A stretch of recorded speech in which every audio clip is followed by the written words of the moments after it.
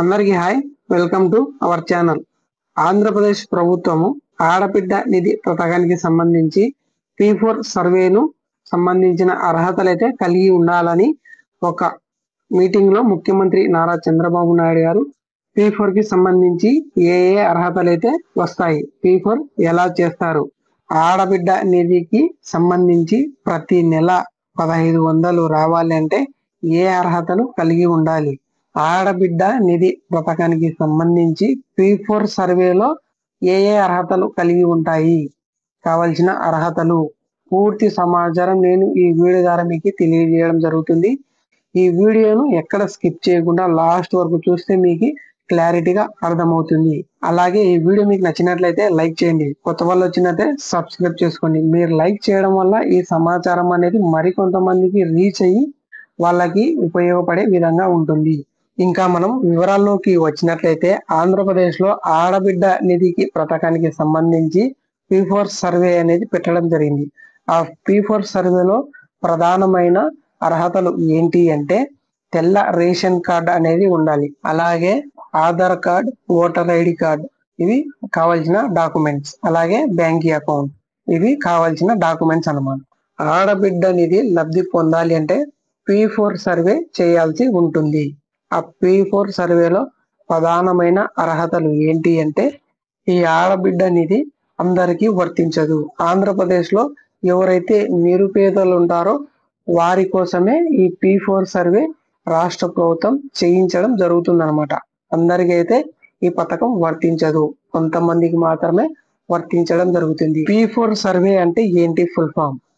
P4 survey అంటే public private people partnership. దీనికి full form వచ్చేసి ఇది అన్నమాట. ఇవి 4 ఉంటాయి కాబట్టి P4 సర్వేని దీనికి ఒక సంస్థగా ఏర్పాటు చేసి దీన్ని ఆంధ్రప్రదేశ్ లో ఎవరైతే నిరుపేదలు ఉంటారో వారందరినీ గుర్తించడానికి ఆంధ్రప్రదేశ్ ప్రభుత్వము ఈ P4 సర్వే అనే కార్యక్రమంను స్టార్ట్ చేయడం జరిగింది. ఈ సర్వే యొక్క మెయిన్ ఉద్దేశం ఏంటి అంటే ఆంధ్రప్రదేశ్ లో పేదరికంలో నివసిస్తున్న వారిని గుర్తించడమే ఈ సర్వే యొక్క మెయిన్ ఉద్దేశం అన్నమాట. ఆడబిడ్డ నిధి పథకం లబ్ధి పొందాలంటే కనీస వయసు వచ్చేసి 18 సంవత్సరాల నుండి 59 సంవత్సరాల వరకు వయసు కలిగి ఉండాలి. 18 సంవత్సరాల వయసు నుండి 59 సంవత్సరాల వయసు కలిగి ఉండాలి. 59 సంవత్సరాల వయసు పైబడి ఉన్నవారు వాళ్ళకి రాష్ట్ర ప్రభుత్వం అయితే పెన్షన్ ఇవ్వడం జరుగుతుంది. వారు పెన్షన్ దారులు అర్హులు అన్నమాట. ఈ పథకానికి అయితే అర్హులు కాదు.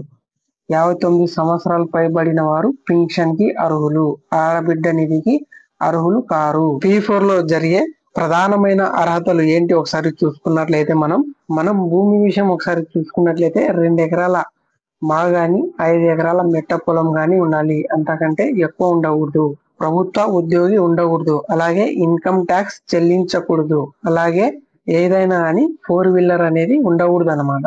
అలాగే కరెంటు బిల్లు 200 యూనిట్ల కంటే ఎక్కువ రాకూడదు, అలాగే సొంతం ఇల్లు గాని సొంతం స్థలం గాని ఉండకూడదు. ఈ కండిషన్ల లోపల మీరు ఉంటే ఈ పథకానికి అర్హులైతారు, అంటే ఈ పథకం మీకు లబ్ధి పొందవచ్చు. ఈ ఆడబిడ్డ నిధి లబ్ధి పొందాలంటే గతంలో మనకి P4 సర్వే చేయడం జరిగింది. ఆ P4 సర్వేను బేస్ చేసుకొని ఈ ఆడబిడ్డ నిధిని మనకు ఇవ్వడం జరుగుతుంది. ఈ ఆడబిడ్డ నిధి పథకం వచ్చేసి ఇంట్లో అందరికి వస్తుందా? రాదండి, ఇంట్లో ఒకరికి మాత్రమే వర్తించడం జరుగుతుంది, అందరికైతే వర్తించదన్నమాట. ఎందుకంటే ఇక్కడ P4 అనే సర్వేను మెన్షన్ చేయడం జరిగింది. ఆ సర్వే ద్వారా మీకు ఇవ్వడం జరుగుతుంది. దీంట్లో కూడా చాలా కట్ ఆఫ్స్, చాలా మార్గధర్మకాలు ఉంటాయన్నమాట. తల్లి కొందరం లాగా అందరికి ఇచ్చేది కాదు, ఇంట్లో ఒకరికి మాత్రమే ఇచ్చేది. ఆ సర్వే వేరు, ఈ P4 సర్వే వేరు.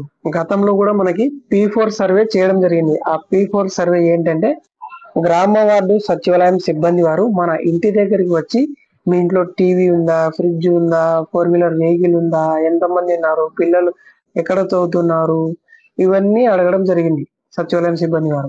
ఆ P4 సర్వేను బేస్ చేసుకొని మళ్ళీ ఈ ఆడబిడ్డ నిధి ఇవ్వడం జరుగుతుంది.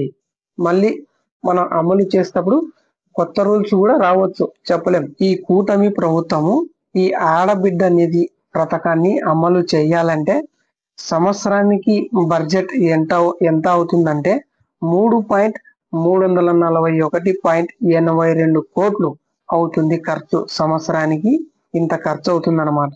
బడ్జెట్ ఎక్కువ ఉంది కాబట్టి దీంట్లో కొన్ని మార్గధర్మకాలు, కొన్ని కట్ ఆఫ్స్, కొన్ని కొత్త రూల్స్, ఎన్నెన్నో కొత్తవి రావచ్చు అన్నమాట. మనం చెప్పలేము కదా. ప్రస్తుతానికి అయితే ఆడబిడ్డ నిధి పథకానికి సంబంధించి అప్డేట్ అయితే ఇది అన్నమాట.